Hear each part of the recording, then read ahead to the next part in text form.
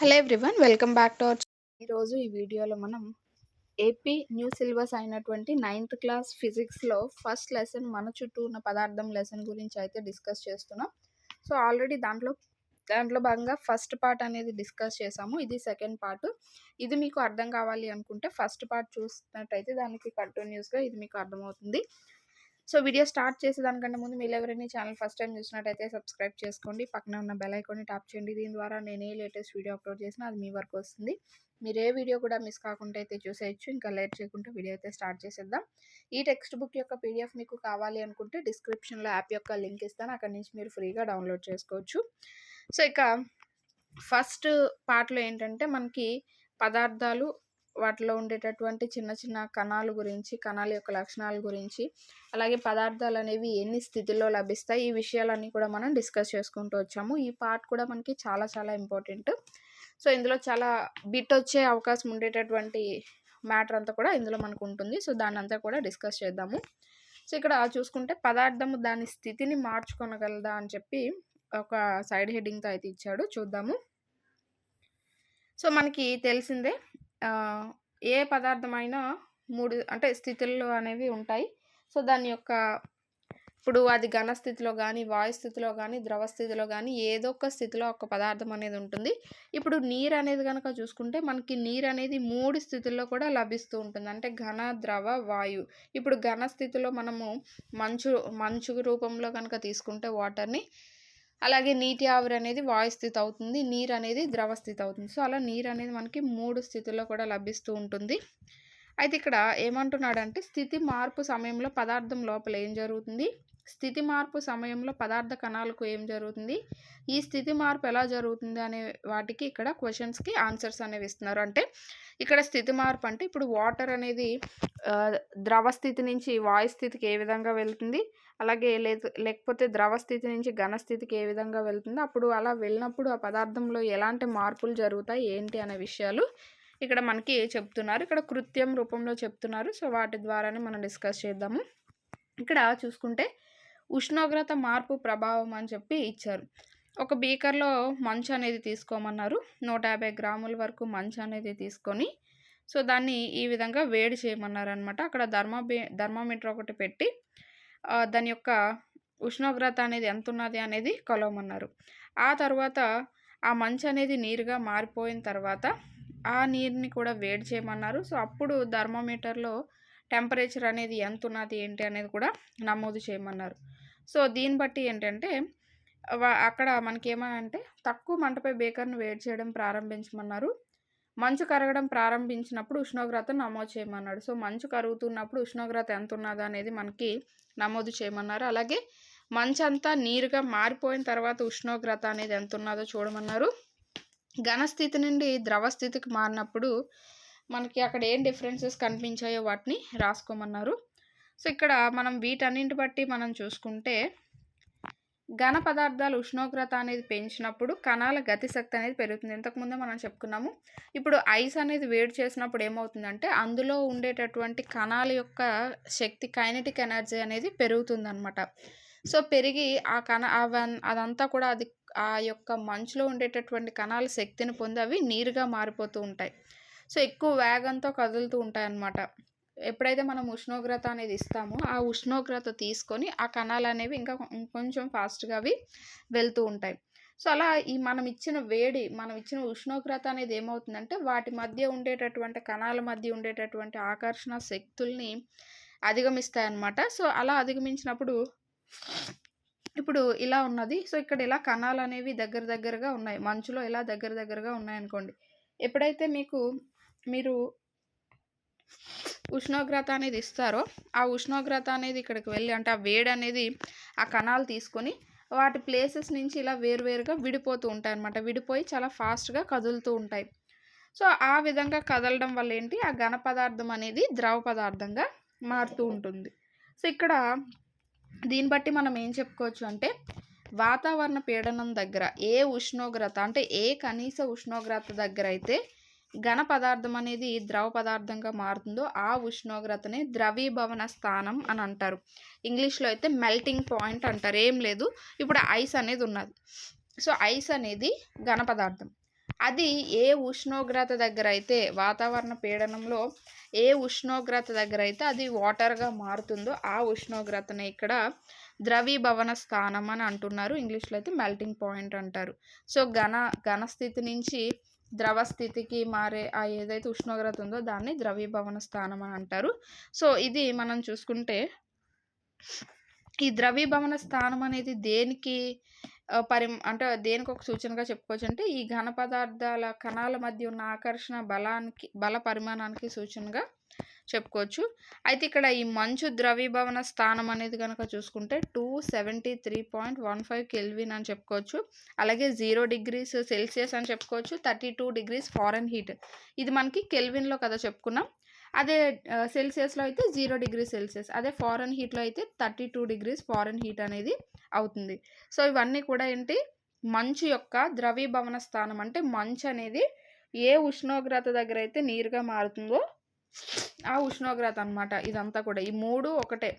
So, ఇది 3 కూడా ఒకటే, కాకపోతే వాటి యొక్క ఇవనేవి వేరు. ఇది కెల్విన్, ఇది ఫారెన్‌హీట్, ఇది సెల్సియస్. ఆ విధంగా ఇక్కడ ఇచ్చాడు. ద్రవీభవన ప్రక్రియ అనగా ఒక పదార్థం ఘన స్థితి నుండి ద్రవ స్థితికి మారడాన్ని ద్రవీభవనం అంటారు. సో, ఇంతకుముందు మనం చెప్పుకున్నట్టు తెలిసిన విషయమే ఇది. ఘన పదార్థం ఘన స్థితి నుంచి ద్రవ స్థితికి ఏదైతే మారుతుందో సో దాన్ని ద్రవీభవనం ఫ్యూజన్ అని అంటారు. అయితే ఇక్కడ చూసుకుంటే ఘన పదార్థము కరుగు సందర్భంలో దాని ఉష్ణోగ్రత స్థిరంగా ఉంటుంది. మరి ఇచ్చిన ఉష్ణశక్తి ఏమవుతుంది? పైన మనకి ఇచ్చిన పాయింట్స్‌లో మనకి ఇక్కడ ఇచ్చాడు. సో, ఇక్కడ ఇచ్చినప్పుడు ఉష్ణోగ్రత అనేది ఇక్కడ పైన మనకి ఉష్ణోగ్రత అనేది నమోదు చేయమన్నాడు కదా! సో, అదే ఇక్కడ క్వెషన్ రూపంలో అడిగాడు. ఏమనంటే, మనము ఈ ఘన పదార్థాలని కరగడానికి హీట్ అనేది ఇస్తున్నాం కదా! ఉష్ణోగ్రత అనేది ఇస్తున్నాం కదా! సో, మరి ఆ ఇచ్చిన ఉష్ణశక్తి అనేది ఎక్కడికి వెళ్తుంది అని ఇక్కడ అడుగుతున్నారు. సో, ఆ ఇచ్చిన ఉష్ణశక్తి అనేది ఎక్కడికి వెళ్తుంది అంటే, ఈ మంచు ఏదైతే ఉన్నదో ఇంతకుముందు ఆల్రెడీ మనం పైన చెప్పుకున్నదే, మంచు ఏదైతే ఉన్నదో వాటి మధ్య ఉండే కణాలు ఆకర్షణ శక్తి అధిగమించడానికి ఆ కణాలు అనేవి తీసుకుంటాయన్నమాట అవి. సో, అదే ఇక్కడ ఇచ్చాడు.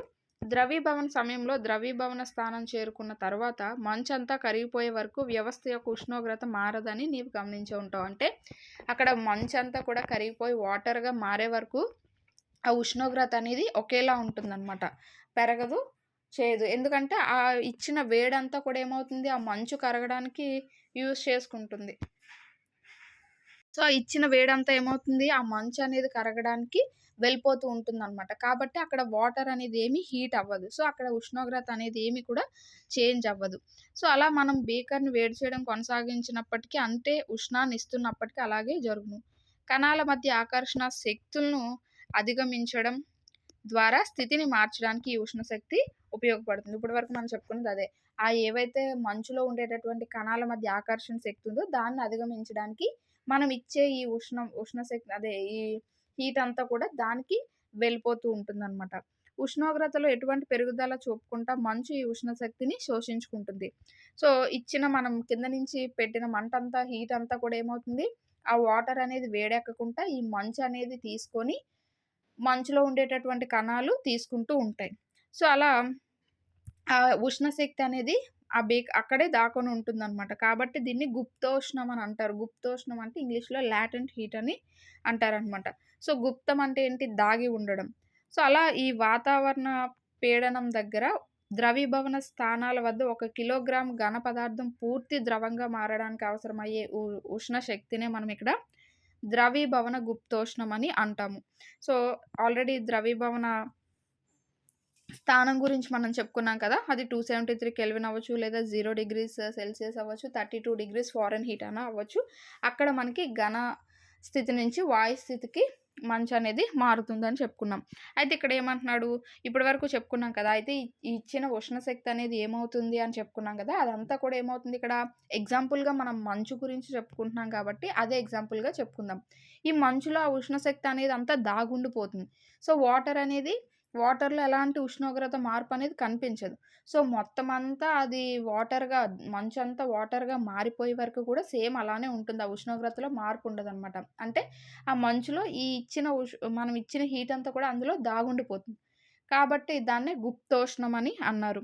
సో, అలా మనకి వాతావరణ పీడనం దగ్గర 1 కిలోగ్రాము ఘన పదార్థం అది ఏదైనా అవ్వచ్చు. సో, ఘనపదార్థం పూర్తి ద్రవంగా మారడానికి అవసరమయ్యే ఏదైతే ఉష్ణ శక్తి ఉంటుందో దాన్నే మనం ఇక్కడ ద్రవీభవన గుప్తోష్ణం అని అంటూ ఉన్నాము. సో, ఇక్కడ మనకి ఈ 0 degree Celsius or 273 Kelvin 32 degrees Fahrenheit అనేది మంచుకి సంబంధించి మనం చెప్పుకున్నాం. కానీ నార్మల్‌గా ఇక్కడ ఒక్కొక్క వస్తువు అంటే ఒక్కొక్క దానికి, ఒక్కొక్క పదార్థానికి ఈ ద్రవీభవన గుప్తోష్ణం అనేది మారుతూ ఉంటుంది. ఇక్కడేమంటున్నాడు, ఇక్కడ కాబట్టి 0 డిగ్రీ సెల్సియస్ వద్ద ఉన్న నీటిలోని కణాలకుండే శక్తి అదే ఉష్ణోగ్రత వద్ద ఉన్న మంచులోని కణాల శక్తి కన్నా ఎక్కువ. అంటే మంచులో ఉండేటటువంటి కణాలకున్న శక్తి కంటే నీటిలో ఉండే కణాలకు ఉండేటటువంటి శక్తి ఎక్కువ అని చెప్తున్నారు ఈ 0 డిగ్రీ సెల్సియస్ వద్ద. సో, ఇక్కడ చూసుకుంటే నీటిలోని అంటే ఇక్కడ 0 డిగ్రీ సెల్సియస్ వద్ద నీరు తీసుకుంటే మంచులో ఉండేటటువంటి కణాల కంటే వాటర్‌లో ఉండేటటువంటి కణాలకి ఎక్కువ శక్తి ఉంటుందని చెప్తున్నారు. నీటిలోని కణాలకు ఉష్ణశక్తిని అందించడం వల్ల ఆ కణాలు వేగంగా చలించడం మొదలుపెడతాయి.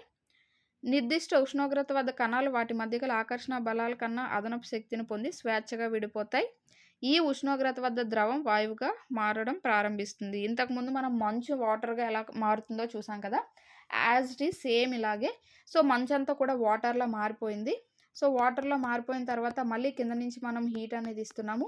ఇచ్చినప్పుడు అదంతా కూడా ఈ హీట్ వల్ల ఏంటి వాటర్‌లో ఉండేటటువంటి కణాలన్నీ కూడా వాటి యొక్క ఆకర్షణ శక్తులను కోల్పోయి అంటే అధిగమించి ఇంకా ఫాస్ట్‌గా మూవ్ అవుతూ అవి ఏమవుతాయి నీరంతా కూడా ఆవిరి రూపంలో వెళ్ళిపోతూ ఉంటాయన్నమాట. సో, అక్కడ ఆ ఉష్ణోగ్రత వద్ద ఈ ద్రవం అంటే ఈ వాటర్ ద్రవమే కదా! ఈ వాటర్ అంతా కూడా నీటి ఆవిరి రూపంలో వాయువుగా బయటికి వెళ్ళిపోవడం అనేది స్టార్ట్ అవుతుంది. సో, అలా వాతావరణ పీడనం దగ్గర ఏదైతే ద్రవం అనేది వాయువుగా మారుతుందో దాన్నే మనం మరుగు స్థానం అంటాం. ఇంగ్లీష్‌లో అయితే బాయిలింగ్ పాయింట్ అని అంటూ ఉంటారు. సో, ఈ మరుగు స్థానం అని చెప్తూ ఉంటాం. ద్రవీభవన స్థానము అంటే ఘన స్థితి నుంచి ద్రవ స్థితికి వెళ్ళడం. ద్రవ స్థితి నుంచి వాయు స్థితికి వెళ్తే అది మరుగు స్థానం కింద మనం చెప్పుకోవచ్చు. సో, ఇక్కడ నీటికి మొత్తం ద్రవంలోని కణాలు తగినంత శక్తిని గ్రహించి వాయు స్థితికి వెళ్తాయి. అదే మనం చెప్పుకున్నాం. సో, ఆ ఉష్ణోగ్రత ఏంటి అంటే ఈ నీటికి ఈ ఉష్ణోగ్రత గనక చూసుకుంటే 373 కెల్విన్. 373 కెల్విన్ అనేది అవుతుంది. మామూలుగా డిగ్రీస్‌లో చూసుకుంటే 100 డిగ్రీస్ సెల్సియస్‌లో చూసుకుంటే 100 డిగ్రీ సెల్సియస్. అదే కెల్విన్‌లో చూసుకుంటే 373 కెల్విన్. సో, మంచు యొక్క ద్రవీభవన స్థానం ఎంత అంటే 273.15 కెల్విన్ అనొచ్చు. లేదా 0 డిగ్రీ సెల్సియస్ లేదా 32 డిగ్రీస్ ఫారెన్‌హీట్ అని చెప్పుకుంటాం.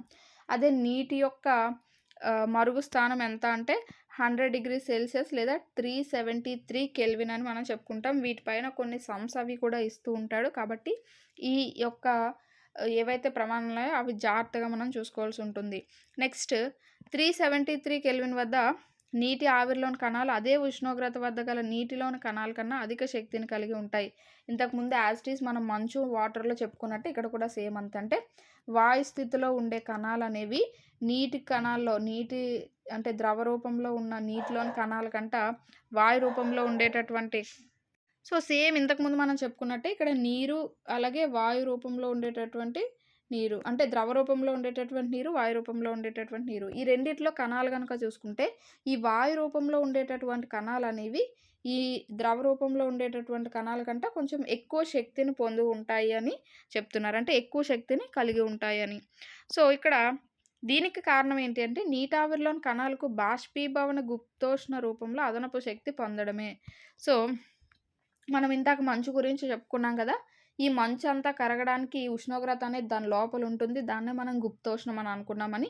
అలాగే ఇక్కడ కూడా ఈ వాటర్ అనేది అది ద్రవ రూపంలో ఉన్న నీరు అనేది వాయు రూపంలో మారడానికి వెళ్ళిన ఏదైతే హీట్ అంతా ఉందో అది ఈ ద్రవంలోని దాగుంటుందనమాట. సో, దాగుని వాయు రూపంలో మారడానికి అది ఉపయోగపడుతుంది. సో, దాన్నే ఇక్కడ బాష్పీభవన గుప్తోష్ణము అని అన్నారు.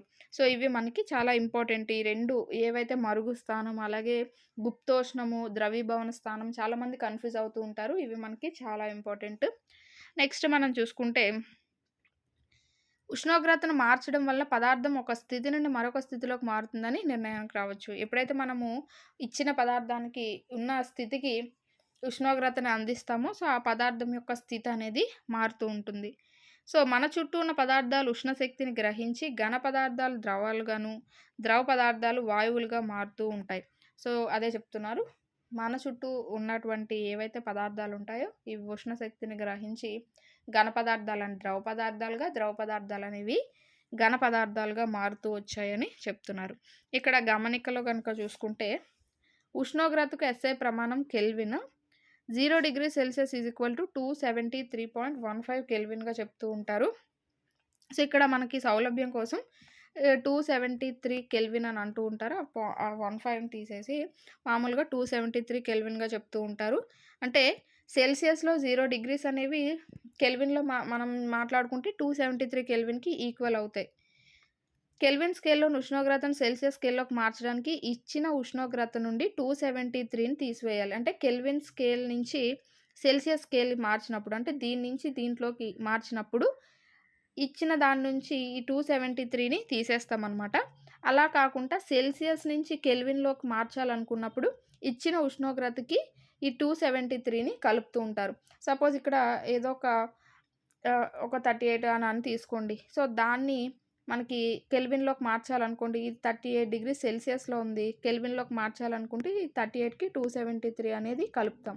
సో, ఆ వచ్చింది మనకి కెల్విన్‌లో చెప్తూ ఉంటాం. ఈ విధంగా కెల్విన్ అనేది ఉష్ణోగ్రతకి ఎస్ఐ ప్రమాణంగా చెప్తూ ఉన్నారు. నెక్స్ట్ చూసుకుంటే, అయితే ఇక్కడ ఒక స్థితి నుంచి ఇంకొక స్థితికి, అంటే ఘన స్థితి నుంచి వాయు స్థితికి, ద్రవ స్థితికి, ద్రవ స్థితి నుంచి వాయు స్థితికి మారుతూ వస్తున్నాయి కదా! అయితే ఒక్కొక్కసారి ఘన స్థితి నుంచి ద్రవ స్థితికి మారకుండానే డైరెక్ట్‌గా వాయు స్థితికి అవి పదార్థం యొక్క స్థితి అనేది మారుతూ ఉంటుంది. సో, దానికి ఎగ్జాంపుల్‌గా మనం ఉత్పతనం అనేది చెప్పొచ్చు. అంటే ఇప్పుడు కర్పూరం ఉన్నది. కర్పూరం అనేది ఘన స్థితి నుంచి డైరెక్ట్‌గా వాయు స్థితికి మారుతూ ఉంటుంది. సో, అలాంటి వాటికి కొన్ని ఎగ్జాంపుల్స్ ఇక్కడ కర్పూరము లేదా అమోనియం క్లోరైడ్ అనేది తీసుకొని ఇలా ఒక ప్లేట్‌లో పెట్టి దానిపైన ఒక గరాట్ లాంటిది పెట్టి దూదనేది పెట్టమన్నారు. సో, ఇక్కడ ఏమవుతుందంటే అది డైరెక్ట్‌గా వాయు స్థితికే వెళ్ళిపోతుంది. ద్రవ స్థితికి మారకుండా డైరెక్ట్‌గా వాయు స్థితికి వెళ్ళిపోతూ ఉంటుందనమాట. సో, ఇక్కడ దాన్నే మనం ఉత్పతనం అని అంటూ ఉంటాం. ఆ యొక్క ప్రక్రియ ఏదైతే ఘన స్థితి నుంచి డైరెక్ట్‌గా వాయు స్థితికి మారే ప్రక్రియ ఏదైతే ఉందో దాన్ని ఉత్పతనం అని చెబుతూ ఉంటాము. అలాగే కొన్నేంటంటే ద్రవ స్థితిలోకి మారకుండా వాయు స్థితి నుండి నేరుగా ఘన స్థితికి మారుతాయి. అంటే ఆపోజిట్ అనమాట. వాయు స్థితి నుంచి ఘన స్థితికి మారితే దాన్ని మనం నిక్షేపణం అని అంటాం. అలా కాకుండా ఆపోజిట్‌గా ఘన స్థితి నుంచి వాయు స్థితికి మారితే దాన్ని మనం ఉత్పతనం అని అంటూ ఉంటాం. నెక్స్ట్ పీడన మార్పు ప్రభావం అని చెప్పి ఇచ్చారు. సో, ఏంటి పీడన మార్పు ప్రభావం అనేది చూద్దాం. అయితే మనకి చెప్పుకున్నాము, పదార్థంలో కణాల మధ్య ఉండేటటువంటి ఏదైతే దూరం ఉంటుందో దాని కారణంగానే పదార్థం యొక్క స్థితులనేవి ఏర్పడతాయని మనం చెప్పుకున్నాం. అంటే ఇప్పుడు ఇదొక పదార్థం అనుకోండి. పదార్థంలో కణాలు ఈ విధంగా దగ్గరగా ఉంటే అది ఘన స్థితిలో ఉన్నదని, అలాగే కొంచెం దూరంగా ఇలా ఉంటే మనకది ద్రవ స్థితిలో ఉన్నదని, చాలా దూరంగా ఇలా ఉంటూ ఉంటే కణాలనేవి అది వాయు స్థితిలో ఉన్నదని, అలా ఆ కణాల మధ్య ఉండే దూరాన్ని బట్టి మనం అది ఏ స్థితిలో ఉన్నదనేది చెప్పుకుంటూ వచ్చాం. అయితే ఇక్కడ సిలిండర్‌లో ఉన్న వాయువు ఏదైతే ఇప్పుడు మనకి చూసుకుంటే వాయువుల పైన ఎక్కువ ప్రెషర్ అనేది మనం పెట్టామనుకోండి, ఎక్కువ పీడనం అనేది కలగజేస్తే అవేమవుతాయంటే ద్రవ రూపంలోకి మారిపోతాయి. ఇప్పుడు మనం ఇంట్లో వండుకునే గ్యాస్ సిలిండర్ ఉంది కదా! ఎల్‌పీజీ, లిక్విఫైడ్ పెట్రోలియం గ్యాస్ అంటారు. అది నార్మల్‌గా అయితే గ్యాస్ వాయు స్థితిలో ఉంటుంది. కానీ ఇక్కడ లిక్విఫైడ్ అంటే దానిపైన ఎక్కువ ప్రెషర్ కలగజేసి సంపీడ్యం చెందించడం ద్వారా అవేమవుతుందంటే ఆ వాయువు అనేది ద్రవ రూపంలో మారిపోతుంది. ఆ ద్రవ రూపంలో మారిపోయింది మనకి అక్కడ అందులో సిలిండర్స్ రూపంలో నిల్వ చేసి మనం యూజ్ చేసుకోవడానికి బాగుండేలా యాక్సెసిబుల్ అంటే మనం యూజ్ చేసుకోవడానికి బాగుండేలాగా, సౌకర్యవంతంగా ఉండేలాగా ఆ విధంగా చేస్తున్నారు. సో, అలా పీడనం అనేది చాలా అంటే పీడనం అనేది ఈ విధంగా ఉపయోగపడుతూ ఉంటుంది. సిలిండర్‌లోని కణాలు దగ్గరగా వస్తాయి. పదార్థ పీడనం పెంచడం లేదా తగ్గించడం వల్ల పదార్థ స్థితిలో మార్పు వస్తుందని మీరు భావిస్తున్నారు. అంటే ఏదైనా ఒక పదార్థం పైన పీడనం అనేది పెంచడము, తగ్గించడం ద్వారా వాటి యొక్క స్థితిలో మార్పు వస్తుందని ఇక్కడ మనం చెప్పుకోవచ్చు. అంటే మనం ఉష్ణోగ్రత ఇవ్వడం ద్వారా ఎలా అయితే వాటిలో మార్పు తీసుకొస్తున్నాము, అంటే పదార్థ స్థితుల్లో మార్పు తీసుకొస్తున్నాము ఉష్ణోగ్రత ద్వారా. అలాగే యాజ్ యూజువల్గా పీడనం వల్ల కూడా మనం ఒక స్థితి నుంచి ఇంకొక స్థితికి పదార్థాలని మార్చొచ్చు అనేది ఇక్కడ తెలియజేస్తూ ఉన్నారు. ఇక్కడ చూడండి, సో పీడనం ద్వారా కణాల్ని ఏ విధంగా ఒక స్థితి నుంచి ఇంకొక స్థితికి మార్చొచ్చు అనేది ఇచ్చారు. ఇక్కడ ఇంతకుముందు మనం చెప్పుకున్నట్టే పీడనాన్ని పెంచడం ద్వారా, పీడనాన్ని పెంచి ఇక్కడ ఇంకొక పాయింట్ ఉష్ణోగ్రతను తగ్గించడం ద్వారా, ఎప్పుడైతే పీడనాన్ని పెంచి ఉష్ణోగ్రతను తగ్గిస్తారో అక్కడ వాయువులు అనేవి ద్రవాలుగా మారుతూ ఉన్నాయి. ఇప్పుడు ఇక్కడ మనకి చూసుకుంటే పీడనాన్ని ఒక అట్మాస్ఫియర్కు తగ్గిస్తే ఘన స్థితిలోని కార్బన్ డయాక్సైడ్ ద్రవ స్థితికి మారకుండానే నేరుగా వాయు స్థితికి మారుతుంది. సో పీడనాన్నట ఒక అట్మాస్ఫియర్ తగ్గిస్తే ఘన స్థితిలో ఉండేటటువంటి కార్బన్ డయాక్సైడ్ అనేది ద్రవ స్థితికి మారకుండా డైరెక్ట్గా వాయు స్థితికి మారుతుంది. సో కాబట్టి ఇక్కడ కార్బన్ డయాక్సైడ్ని మనము పొడి మంచు అంటాం, అంటే డ్రై ఐస్ అని కూడా అంటూ ఉంటారు. సో ఇలా మనకి పదార్థం ఘన, ద్రవ లేదా వాయు స్థితిలో ఏ స్థితిలో ఉన్నప్పటికీ కూడా మనకు ఆ పదార్థ స్థితిని నిర్ణయించడంలో ఉష్ణోగ్రత అలాగే ఈ ఏదైతే పీడనం ఉన్నదో ఈ రెండు కూడా చాలా ప్రభావం అనేవి చూపుతూ వస్తాయి. సో ఇక్కడ చూడండి, ద్రవ స్థితి నుంచి వాయు స్థితికి వెళ్తే అది బాష్పీభవనము, అలాగే వాయు స్థితి నుంచి ద్రవ స్థితికి వెళ్తే సాంద్రీకరణం, మళ్ళీ వాయు స్థితి నుంచి ఘన స్థితికి వెళ్తే వాయు స్థితి నుంచి ఘన స్థితికి వెళ్తే నిక్షేపణం, మళ్ళీ ఘన స్థితి నుంచి వాయు స్థితికి వస్తే అది ఉత్పతనం అవుతుంది. అలాగే ఘన స్థితి నుంచి ద్రవ స్థితికి వెళ్తే ద్రవీభవనం, ద్రవ స్థితి నుంచి ఘన స్థితికి వస్తే ఘనీభవనం. ఈ ఒక్క డయాగ్రామ్లోనే మనకి చాలా విషయాలు అనేవి చెప్తూ వచ్చారు. నెక్స్ట్ కనుక చూసుకుంటే ఒక అట్మాస్ఫియర్ అనేది వాయువు కలగజేసిన పీడనాన్ని కొలవడానికి ఉపయోగించే ఒక ప్రమాణం. సో పీడనాన్ని కొలవడానికి మనకి అట్మాస్ఫియర్ అనేది యూజ్ చేస్తూ ఉంటారు ప్రమాణం కింద. సో పీడనం యొక్క ప్రమాణం ఒక పాస్కల్, ఒక అట్మాస్ఫియర్ ఈజ్ ఈక్వల్ టు 1.01 × 10⁵ పాస్కల్గా చెప్తూ ఉంటారు. అంటే ఇక్కడ అట్మాస్ఫియర్ అనేది ఏంటి, వాయువు కలగజేసినటువంటి పీడనాన్ని కొలవడానికి ఉపయోగించే ఒక ప్రమాణం.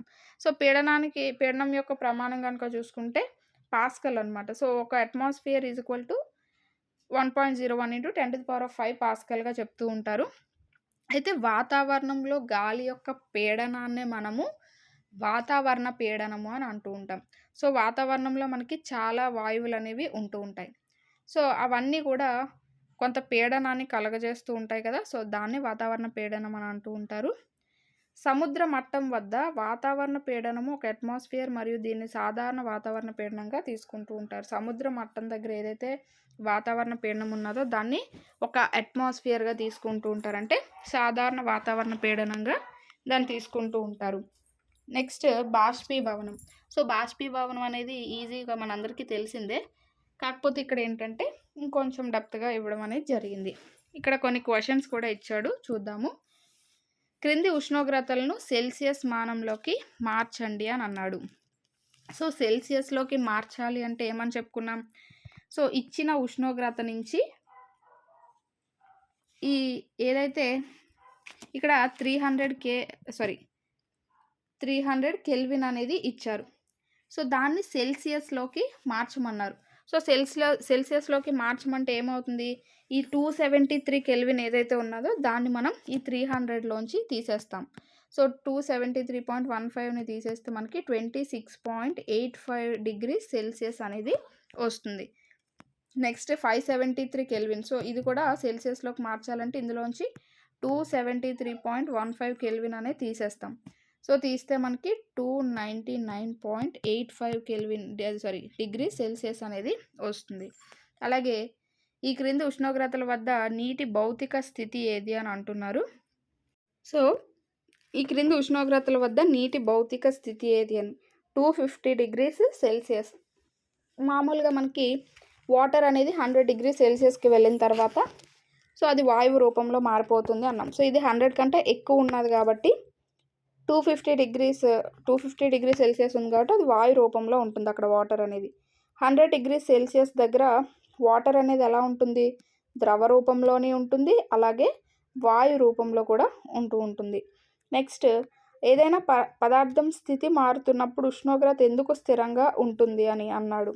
సో మనం చెప్పుకున్నాం కదా, మనం ఇచ్చిన వేడంతా కూడా ఏమవుతుంది, అవి ఇప్పుడు మంచు ఉన్నదంటే మంచులో ఈ వేడంతా ఏమవుతుంది, మంచులో ఉండేటటువంటి కణాలకు వెళ్ళి ఆ కణాలు అనేవి వాటి యొక్క ఆకర్షణ శక్తుల్ని అధిగమించడానికి అది ఉపయోగపడుతుంది. కాబట్టి అక్కడ ఉష్ణోగ్రత అనేది స్థిరంగా ఉంటుంది. నెక్స్ట్, వాతావరణంలోని వాయువులను ద్రవీకరించడానికి ఒక పద్ధతిని సూచించండి అని అన్నాడు. సో వాతావరణంలో వాయువుల్ని ద్రవీకరించడానికి మనకి ఇందాక ముందే చెప్పుకున్నాం కదా, ఆ పీడనాన్ని పెంచి ఉష్ణోగ్రతను తగ్గించడం ద్వారా మనము వాయువుల్ని ద్రవ రూపంలోకి మార్చవచ్చు అని చెప్పి, సో దాన్ని లిండే ప్రక్రియ అని కూడా అంటూ ఉంటారు. నెక్స్ట్ కనుక చూసుకుంటే బాష్పీభవనం. సో బాష్పీభవనం కనుక చూస్తే మనం పదార్థ స్థితి మార్చడానికి ఎల్లప్పుడూ వేడి చేయడం లేదా పీడనాన్ని మార్చడమే అవసరమా? మరుగు స్థానం చేరకుండానే ద్రవ స్థితి నుండి వాయు స్థితికి మారే నిత్య జీవిత సంఘటనలు కొన్నింటిని ఉదాహరణలు ఇవ్వగలరా అంటున్నారు. అంటే ఇక్కడ మనము ఘనస్థితి నుంచి వాయుస్థితికో లేదా ఘనస్థితి నుంచి ద్రవ స్థితికో, ద్రవ నుంచి వాయుస్థితికో మారుస్తూ ఉన్నాం కదా. సో అలా మార్చడానికి ఎల్లప్పుడూ కూడా పీడనాన్ని పెంచాలి, ఉష్ణోగ్రతను పెంచాలి ఇలాంటివేనా, లేకపోతే ఇంకా అంటే అలాంటి ఆ విధంగా చేయకుండానే మన నిత్య జీవితంలో చాలా సంఘటనలు అనేవి జరుగుతూ ఉంటాయి. సో అలాంటి వాటికి కొన్ని ఎగ్జాంపుల్స్ అనేవి ఇవ్వండి అని అంటున్నారు. వాటర్ అనేది చూసుకుంటే మనం ఏదైనా బయట బకెట్తో లేదా ఏదైనా వాటర్ ఉన్నప్పుడు సో ఆ వాటర్ పైన మూత లేకపోతే అది నెమ్మదిగా ఆవిరైపోతూ ఉంటుంది. అలాగే బట్టలు అనేవి మనం ఆరేసినప్పుడు అవి కూడా ఆరిపోతూ ఉంటాయి. సో ఇక్కడ వాటర్ అనేది ఏమైంది, వాటర్ అనేది అక్కడ మరిగే వరకు ఉండి వాటర్ అందులో ఉన్న కణాలన్నీ గాలికి వెళ్ళిపోతాయా? లేదు కదా.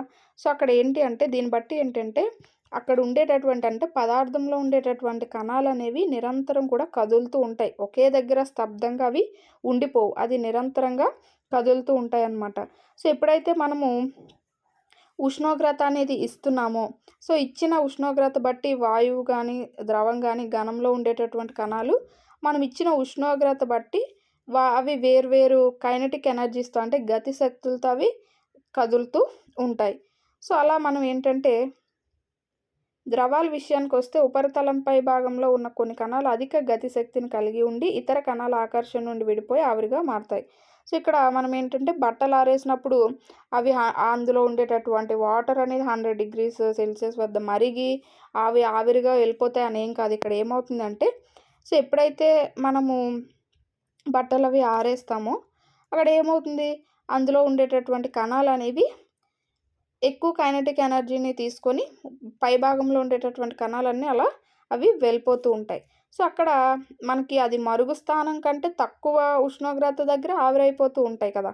సో ద్రవాలు అనేవి ఇప్పుడు బట్టల్లో ఉండే వాటర్ అనేది అంతకంటే అంటే 100 డిగ్రీ సెల్సియస్కి వెళ్ళాక బట్టలు ఆరుతాయని ఏం లేదు. మనం ఆరేసిన వెంటనే గాలి వేయడము ఇంకేదో జరిగి బట్టలు ఈజీగా ఆరిపోతాయి. అంటే అక్కడ మరుగు స్థానం కంటే తక్కువ ఉష్ణోగ్రత దగ్గరే ఈ ఆవిరి అనేది అవుతుంది. వాటర్ అనేది ఆవిరిగా బట్టల నుంచి పైకి వెళ్ళిపోయి బట్టలు అనేవి పొడిగా మనకి మారుతున్నాయి. సో ఆ ప్రక్రియనే ఇక్కడ బాష్పీభవనం అని అన్నారు.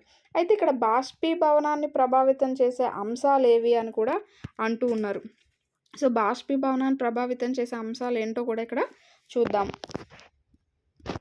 ఒక కృత్యం అనేది చెప్పారు. సో కృత్యం ద్వారా మనం తెలుసుకుందాం. ఒక పరీక్ష నాళికలో 5 మిల్లీలీటర్స్ నీటిని తీసుకొని కిటికీ దగ్గర లేదా ఫ్యాన్ కింద ఉంచమన్నారు. అలాగే పింగాణి పాత్రలో ఒక 5 ml నీటిని తీసుకొని కిటికీ దగ్గర లేదా ఫ్యాన్ దగ్గర ఉంచమన్నారు. అలాగే పింగాణి పాత్రలో మళ్ళీ 5 ml నీటిని తీసుకొని తరగతి గదిలోని అల్మారాలో కానీ లేదా షెల్ఫ్లో కానీ ఉంచమన్నారనమాట. గది ఉష్ణోగ్రత ఎంత ఉన్నదో నమోదు చేయమన్నారు. పై సందర్భాల్లో బాష్పీభవన ప్రక్రియ కొరకు పట్టిన సమయం లేదా రోజులు నమోదు చేయమన్నారు. అంటే ఆ వాటర్ అనేది మనం తీసుకున్న 5 ml వాటర్ అనేది ఎప్పటికి ఆవిరయ్యింది అనేది కూడా చేయమన్నారు, అంటే నమోదు చేయమన్నారు. వర్షం కురిసే రోజున పైన పేర్కొన్న 3 దశలను మరలా చేసి పరిశీలన, అంటే ఏ రోజైతే వర్షం పడుతుందో ఆ రోజు కూడా ఇది మళ్ళీ చేయమన్నారు. అయితే ఇక్కడ ఎందుకంటే బాష్పీభవనంపై ఉష్ణోగ్రత, ఉపరితల వైశాల్యము, గాలి వేగం ప్రభావాల గురించి మీరు ఏం ఊహించారు అంటున్నారు. అంటే ఇక్కడ ఏమవుతుందంటే మనము ఒకటి ఫ్యాన్ కింద పెట్టాము, తర్వాత ఒకటేమో పరీక్ష నాళికలో పెట్టాము, రెండోదేమో పింగాణి పాత్రలో తీసుకోవడం జరిగింది. సో అలా పింగాణీ పాత్రలో తీసుకున్నప్పుడు దాని యొక్క ఉపరితల వైశాల్యం అంటే మనము తీసుకున్నప్పుడు గ్లాస్‌తో వాటర్ మీరు బయట ఎండలో పెట్టండి. అలాగే ఒక ప్లేట్‌లో వాటర్ ఎండలో పెట్టండి. సో ఏది ముందుగా ఆవిరైపోతుందంటే ప్లేట్‌లో ఉన్నదే ఆవిరైపోతుంది. ఎందుకంటే ఈ బాష్పీభవన ప్రక్రియని ఉపరితల వైశాల్యము, అలాగే ఉష్ణోగ్రత 2 కూడా ప్రభావితం చేస్తాయి. అలాగే గాలి, అప్పుడు వీచినటువంటి గాలి కూడా ఎక్కువ. ఇప్పుడు మనం చూసుకుంటే మనం బట్టలు ఆరేసినప్పుడు ఎండ లేకపోయినా సరే ఒక్కొక్కసారి బాగా గాలి వేసినప్పుడు బట్టలనేవి ఆరిపోతాయి. సో ఎండ అనేది అక్కడ అవసరం లేదు. అంటే గాలి కూడా బాష్పీభవన ప్రక్రియని ప్రభావితం చేస్తుందని మనం చెప్పుకోవచ్చు. అయితే ఇక్కడ మనం ఒక్కొక్క దాని గురించి చూద్దాం. ఉపరితల వైశాల్యంలో పెరుగుదల. ఎప్పుడైతే ఉపరితల వైశాల్యం అనేది పెరుగుతుందో బాష్పీభవన ప్రక్రియ అనేది వేగంగా జరుగుతుంది. ఇప్పుడు మనం బట్టలు ఆరేసేటప్పుడు విడదీసి ఆరేస్తాం. అన్నీ కూడా విడదీసి దులిపి నీట్‌గా ఆరేస్తాం. అంతేగాని ఎలా జాడించామో అలా తీసుకెళ్ళి తెవ్వ మీద ఏసామనుకోండి, తాడు మీద ఏసామనుకోండి ఆరుతాయా?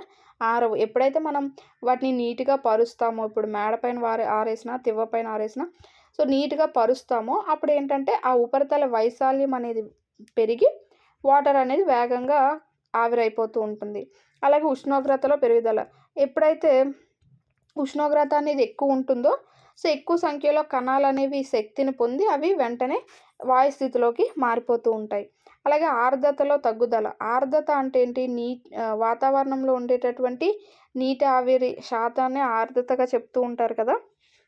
సో ఎప్పుడైతే గాలిలో నీటి ఆర్ద్రత అనేది ఎక్కువ ఉన్నదో మనకి ఈ బాష్పీభవన ప్రక్రియ అనేది కొంచెం స్లో అయిపోతుంది. ఎందుకంటే ఈ నీటి కణాలనేవి వాయువు రూపంలో పైకి వెళ్ళిపోవాలి అంటే అక్కడ కొంత స్పేస్ ఉండాలి. ఇప్పుడు మీరు ఎక్కడ బట్టలు ఆరేశారు. ఇక్కడంతా కూడా ఫుల్ ఆర్ద్రత ఉన్నది. ఆర్ద్రత అంటే ఏంటి? ఇవి కూడా నీటి కణాలే. వాయువు రూపంలో ఉండేటటువంటి నీటి కణాలు ఇదంతా ఫుల్‌గా ఆక్యుపై చేసేసాయి. మీరు ఇక్కడ ఏదో బట్టలు ఆరేశారు. ఇప్పుడు ఇందులోంచి కణాలనేవి ఇక్కడికి వెళ్ళాలి అంటే ఫ్రీగా ఉన్నామనుకోండి, ఇక్కడ ఏ కణాలు లేవనుకోండి, ఫ్రీగా అవి ఇలా గాల్లోకి వెళ్ళిపోతూ ఉంటాయి. అలా కాకుండా ఇక్కడంతా ఫుల్‌గా ఆ కణాలతోనే అంటే ఆల్రెడీ నిండిపోయి ఉన్నదనుకోండి, నీటి కణాలతో, వాయు కణాలతో నిండిపోయి ఉన్నదనుకోండి, ఇంక ఇవి వెళ్ళడానికి కొంత ప్లేస్ అనేది ఉండదు కదా! సో అక్కడ కొంచెం స్లో అవుతుంది. అంటే ఆర్ద్రత ఎప్పుడైతే తక్కువ ఉంటుందో బాష్పీభవనం అనేది కొంచెం ఫాస్ట్‌గా జరుగుతూ ఉంటుంది. నెక్స్ట్ గాలిలో ఎప్పుడైతే ఆర్ద్రత అనేది ఎక్కువగా ఉంటుందో బాష్పీభవన రేట్ అనేది తగ్గుతూ ఉంటుంది. గాలి వేగంలో పెరుగుదల. సో ఎప్పుడైతే గాలి బాగా ఇంతకుముందు మనం చెప్పుకున్నట్టు ఎండ లేకపోయినా సరే గాలి అనేది బాగా వేసిందనుకోండి, అప్పుడేమవుతుంది? బట్టలనేవి ఆరిపోతాయి. సో ఆ విధంగా గాలి అనేది కూడా బాష్పీభవన రేటుని ప్రభావితం చేస్తూ ఉంటుందన్నమాట. సో ఎప్పుడైతే గాలి బాగా వీస్తుందో ఈ నీటావిరి కణాలనే అంటే నీరనేది ఆవిరిగా మారిపోయి ఆ కణాలనేవి గాలితో పాటు దూరంగా వెళ్ళిపోతూ ఉంటాయి. సో అప్పుడు అక్కడ ఉన్న నీటి ఆవిరి పరిమాణం అనేది తగ్గుతుంది. సో ఆ విధంగా బాష్పీభవన రేట్ అనేది పెరుగుతుంది. ఇలా ఏంటంటే గాలి వేగంలో పెరుగుదల, అలాగే ఆర్ద్రతలో తగ్గుదల, ఉష్ణోగ్రతలో పెరుగుదల, ఉపరితల వైశాల్యంలో పెరుగుదల ఇవన్నీ కూడా బాష్పీభవన రేటుని ప్రభావితం చేస్తాయని చెప్పుకోవచ్చు. అయితే బాష్పీభవనం శీతలీకరణకు ఎలా కారణమవుతుంది? సో బాష్పీభవనం అనేది శీతలీకరణకు కారణం ఎలా అవుతుందని అంటున్నారు. మనం చూసుకుంటూ ఉంటే తెరిచిన పాత్రలో ద్రవం బాష్పీభవనం చెందుతూ ఉంటుంది. ద్రవ కణాలు బాష్పీభవన సమయంలో కోల్పోయిన శక్తిని తిరిగి పొందడానికి చుట్టుపక్కల నుండి శక్తిని గ్రహిస్తాయి. ఇలా పరిసరాల నుండి ఉష్ణ శక్తిని గ్రహించడం వల్ల పరిసరాలు చల్లగా మారుతాయి. ఇక్కడ ఏమంటున్నారంటే ఇప్పుడు ఇలా ఒక ప్లేట్ ఉంది. ఇందులో వాటర్ ఉన్నది. ఈ వాటర్ అనేది ఏమవుతుంది? మనకి పైకి వెళ్ళిపోతూ ఉంటే బాష్పీభవనం ద్వారా అందులో ఉండేటటువంటి కణాలనేవి వాయు రూపంలో పైకి వెళ్ళిపోతూ ఉన్నాయి. సో ఎప్పుడైతే ఆ కణాలనేవి పైకి వెళ్ళిపోతూ ఉన్నాయో అప్పుడు కొంత శక్తిని కోల్పోతూ ఉంటాయి. మళ్ళీ వాటికి శక్తి కావాలి అంటే ఈ వాతావరణంలో ఉండేటటువంటి వేడిని తీసుకొని మళ్ళీ అవి కొంత ఫాస్ట్‌గా కదులుతూ ఉంటాయి. సో అలా ఈ వేడంతా వాతావరణంలో ఉన్న వేడంతా ఈ కణాలు తీసేసుకుంటే అక్కడేమవుతుంది? చల్లదనంగా ఉంటుంది కదా! సో చల్లగా ఉంటుంది కదా! అదే ఇక్కడ అంటున్నారు. ఈ బాష్పీభవన ప్రక్రియ అనేది చల్లదనానికి కారణం ఎలా అవుతుంది అంటే ఈ విధంగా ఇప్పుడు ఇయన్నీ కూడా ఈ కణాలన్నీ కూడా పైకి వెళ్ళిపోతాయి. వెళ్ళినప్పుడు కొంత శక్తిని అవి కోల్పోతూ ఉంటాయి. కోల్పోతే మళ్ళీ అవి కదలాలంటే వాటికి శక్తి కావాలి. శక్తి కావాలంటే వాటికి ఉష్ణోగ్రత అనేది కావాలి. సో ఈ పరిసరాల్లో ఉండేటటువంటి ఉష్ణోగ్రతను తీసుకొని కొంత శక్తిని గ్రహించి మళ్ళీ ఫాస్ట్‌గా అవి మూవ్ అవుతూ ఉంటాయి. ఆ విధంగా బాష్పీభవన ప్రక్రియ ద్వారా చల్లదనం అనేది ఏర్పడుతూ ఉంటుంది. అయితే ఇక్కడ మనం చూసుకుంటే మనకి ఏదైనా అంటే గోళ్ళ రంగుని క్లీన్ చేసుకునే ఎసిటోన్ అనేది ఉంటుంది కదా, ఎసిటోన్ కానీ లేకపోతే ఇంకేదన్నా మనం చేతిలో వేసుకున్నప్పుడు ఏమవుతుందంటే మనకి అది చల్లగా అనిపిస్తూ ఉంటుంది. ఎందుకు చల్లగా అది ఆవిరైపోతూ ఉంటుంది. సో అది పైకి వెళ్ళిపోవడానికి ఏమవుతుంది, మన అరచేతిలో ఉన్నటువంటి వేడిని అంటే వేడిని అది తీసుకొని కొంత శక్తిని పొంది అది ఆవిరైపోతూ ఉంటుందన్నమాట. అందుకే మన అరచేతిలో మనకేమనిపిస్తుంది, చల్లగా అనిపిస్తుంది. అంటే అది మన చేతిలో ఉండేటటువంటి ఉష్ణాన్ని తీసుకుంటుంది కాబట్టి మనకి చల్లగా అనిపిస్తుంది. అలాగే ఎండవేడి ఎక్కువగా ఉన్న రోజుల్లో మనకి ప్రజలు పైకప్పు లేదా మైదానంలో నీటిని చల్లుతూ ఉంటారు. నీటిని చల్లడం వల్ల ఏంటంటే మనకి ఆ ఉపరితలం అనేది చల్లబడుతూ ఉంటుంది. అదంతా కూడా పైకి వెళ్ళిపోయి చల్లబడుతూ ఉంటుంది. సో ఆ విధంగా బాష్పీభవనం ద్వారా చల్లదనం అనేది ఏర్పడుతూ ఉంటుంది. అలాగే వేసవిలో మనం నూలు దుస్తుల్ని ధరిస్తాము. ఎందుకు అంటున్నారు. వేసవిలో మన శరీరం మనల్ని చల్లబరిచే ప్రక్రియ వల్ల మనకు చెమట ఎక్కువగా వస్తూ ఉంటుంది. సో మన బాడీ కూల్ అవ్వడానికి చెమట అనేది మనకి బయటకు వస్తూ ఉంటుంది. అయితే మన బాడీలో ఉండే చెమట అనేది బయటకు వచ్చిన చెమట అనేది మళ్ళీ మన బాడీలో వేడిని తీసుకొని అది ఆ చెమట అనేది బయటికి ఆవిరిగా వెళ్ళిపోతూ ఉంటుందన్నమాట. సో అలా ఈ బాష్పీభవన గుప్తోష్ణముకు సమానమైన శక్తి ఏదైతే ఉంటుందో అది మన శరీరం నుండి తీసుకుంటూ ఉంటుంది కాబట్టి మన బాడీ అనేది కొంచెం చల్లగా అనిపిస్తూ ఉంటుంది. సో అలా మనం కాటన్ బట్టలు ఎప్పుడైతే వేసుకుంటామో అవి నీటిని బాగా పీల్చుకుంటాయి కాబట్టి మనకి బాడీ నుంచి వచ్చే చెమటను అవి గ్రహిస్తాయి. సో వాతావరణంలోకి అవి ఫాస్ట్గా బాష్పీభవనం చెందిస్తూ ఉంటాయి అన్నమాట. సో అందుకనే ఎండాకాలంలో ఎక్కువగా ఈ నూలు బట్టలు అవి వేసుకుంటూ ఉంటారు. అలాగే బాగా చల్లని నీటిని కలిగి ఉన్న గాజు గ్లాసు బయట ఉపరితలంపై నీటి బిందువుల్ని మనం ఎందుకు చూస్తాము అని అంటున్నారు. సో గాజు గ్లాస్ యొక్క ఉపరితలంపై నీటి బిందువుల్ని మనం అంటే ఇప్పుడు ఫ్రిడ్జ్లోంచి వాటర్ బాటిల్ తీసి మీరు కొంతసేపు అలా పెట్టారంటే బయటంతా కూడా మీకు వాటర్లా కనిపిస్తూ ఉంటుంది. సో గాలిలో ఉండేటటువంటి ఏదైతే నీటి ఆవిరి ఉంటుందో ఈ చల్లని గ్లాస్ ఉపరితలాన్ని తాకి వాటి యొక్క శక్తిని అది కోల్పోయి మళ్ళీ ఏమవుతుంది, ఆ నీటి ఆవిరి అనేది నీరుగా మారిపోతూ ఉంటుంది. సో ఆ విధంగా మనము వాటిపైన బిందువులు అనేది చూస్తుంటాం. అంటే ఈ బాష్పీభవన ప్రక్రియకి ఆపోజిట్ ప్రక్రియ అనమాట. నీటి ఆవిరి అనేది దాని యొక్క శక్తిని కోల్పోయి మళ్ళీ నీరుగా అది మారిపోతూ ఉంటుంది. సో అది ఆపోజిట్ ప్రక్రియ. నెక్స్ట్ ఇక్కడ చూసుకుంటే కొన్ని క్వశ్చన్స్ ఇచ్చాడు. ఎండ వేడి ఎక్కువగా ఉన్న రోజు కూలర్ బాగా చల్లబరుస్తుంది ఎందుకు అని అంటున్నారు. సో ఎప్పుడైతే ఉష్ణోగ్రత అనేది ఎక్కువగా ఉండి తక్కువ తేమ ఉంటుందో ఆ నీరు అనేది ఎక్కువగా ఆవిరైపోతూ ఉంటుంది. సో అలా ఆవిరైపోయినప్పుడు ఆ పొడి గాలి అనేది కూలర్ గుండా వెళ్ళి చల్లబరుస్తూ ఉంటుంది. నెక్స్ట్ ఇక్కడ ఎండాకాలంలో మట్టి కుండలో నీరు ఎందుకు చల్లగా ఉంటుంది అని అంటున్నారు. సో ఇలా మనం కుండ తీసుకున్నాం అనుకోండి, కుండలో వాటర్ అనేది వేస్తాం. అందులో ఉన్న వాటర్ అనేది ఏమవుతుంది, ఇలా కుండలోంచి బయటికి రావడానికి వాటర్ నీటి కణాలు అనేవి కుండలోంచి బయటికి రావడానికి ట్రై చేస్తూ ఉంటాయి. సో అలా బయటికి వచ్చినప్పుడు అవి ఆవిరై బయటికి పైకి వెళ్ళిపోవాలి కాబట్టి వాటికి కొంత శక్తి అనేది అవసరం. ఆ శక్తి ఎక్కడి నుంచి తీసుకుంటాయంటే ఈ లోపల నీరు ఏదైతే ఉన్నదో ఆ నీటి నుండి వేడిని తీసుకొని అవి బయటకు ఆవిరైపోయి వెళ్ళిపోతూ ఉంటాయి అన్నమాట. కాబట్టి ఈ లోపల ఉండేటటువంటి వేడిని తీసుకువెళ్ళిపోతున్నాయి కాబట్టి లోపల నీరు అనేది చల్లగా మనకి అనిపిస్తూ ఉంటుంది. నెక్స్ట్ మనము అరచేతిలో కొంచెం ఎసిటోన్ కానీ పెట్రోల్ కానీ లేదా పెర్ఫ్యూమ్ కానీ తీసుకున్నప్పుడు మన చేతికి చల్లగా అనిపిస్తుంది ఎందుకు, ఇంతకు ముందు ఆల్రెడీ మనం చెప్పుకున్నాం. అవి ఆవిరైపోయి పైకి వెళ్ళిపోవడానికి కావాల్సిన శక్తిని మన చేతి నుంచి తీసుకుంటాయి అన్నమాట. అందుకే మన చెయ్యి చల్లగా అనిపిస్తూ ఉంటుంది. మనం వేడి టీ లేదా పాలను కప్పులో కంటే సాసర్లో వేగంగా త్రాగలుగుతాం ఎందుకు. సో ఎందుకంటే ఉపరితల వైశాల్యం అనేది ఎక్కువగా ఉంటుంది కాబట్టి. సో ఉపరితల వైశాల్యం ఉండడం వల్ల వేడి కణాలన్నీ పైకి వెళ్ళిపోయి సో టీ అనేది మనకి చల్లగా అనిపిస్తూ ఉంటుంది. ఆ ద్రవం నుండి వేడి శక్తి అంతా కూడా బయటికి ఆవిరి రూపంలో వెళ్ళిపోయి మనకి లోపల ఉన్న టీ అనేది కొంచెం చల్లగా అనిపిస్తూ ఉంటుంది. వేసవిలో మనం ఏ రకమైన దుస్తులు ధరించాలంటే నూలు దుస్తులు అనేవి ధరిస్తూ ఉంటాం. సో ఇది మనకి ఈ ఫస్ట్ లెసన్ అయినటువంటి మన చుట్టూ ఉన్న పదార్థము ఏదైతే ఇంతకుముందు ఓల్డ్ టెక్స్ట్ బుక్ ఉన్నదో ఆల్మోస్ట్ అలానే ఉన్నది. ఎలాంటి కొంత చేంజెస్ అయితే ఉన్నాయి కానీ పెద్ద చేంజెస్ అయితే ఏం లేదు. కంటెంట్ అనేది ఎక్కడున్నా అది కంటెంటే. అంటే ఇప్పుడు గుప్తోష్ణం అంటే ఏంటి లేదా ద్రవీభవన స్థానము మరుగు స్థానం అనేవి ఎక్కడ ఏ టెక్స్ట్ బుక్ ఏ సిలబస్లో చెప్పుకున్నా దాని కంటెంట్ అనేది ఒకేలా ఉంటుంది కాబట్టి వాటిలో చేంజెస్ ఏమి ఉండవు.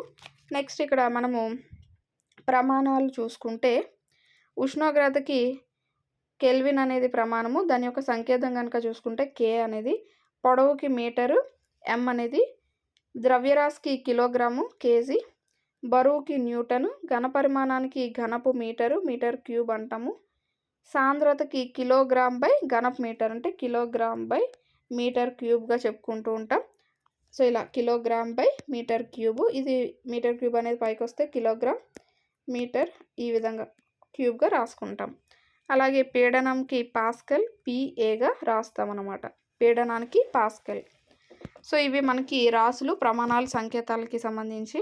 నెక్స్ట్ ఇక్కడ అభ్యాసం అనేది ఇచ్చాడు. అభ్యాసంలో కొన్ని క్వశ్చన్స్ కూడా ఇచ్చాడు, వాటికి ఆన్సర్స్ అయితే చూద్దాము. ఈ క్రింది ఉష్ణోగ్రతలను సెల్సియస్ మానంలోకి మార్చండి అని అన్నాడు. సెల్సియస్ మానంలోకి మార్చండి అన్నప్పుడు మనం ఏం చెప్పుకున్నాం, ఇచ్చిన దాని నుంచి కెల్విన్ నుంచి సెల్సియస్లోకి మార్చండి అన్నాడు కదా. కాబట్టి వీటి నుంచి ఇచ్చిన వాటి నుంచి మనము కెల్విన్ దాని యొక్క ప్రమాణం తీసేస్తాం అనమాట. అంటే 293 నుంచి 273 కెల్విన్ అనేది తీసేస్తాము. సో 19 డిగ్రీ సెల్సియస్ అనేది అవుతుంది. అలాగే 470 నుంచి 273 అనేది తీసేస్తాము, 196 అనేది వస్తుంది. సో 196 డిగ్రీ సెల్సియస్ అనేది అవుతుంది.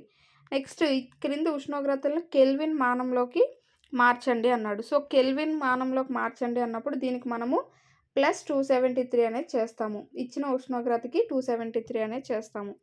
సో గుర్తుపెట్టుకోండి, సెల్సియస్లోకి మార్చండి అంటే ఇచ్చిన దాని నుంచి 273 కెల్విన్ అనేది తీసేస్తాము.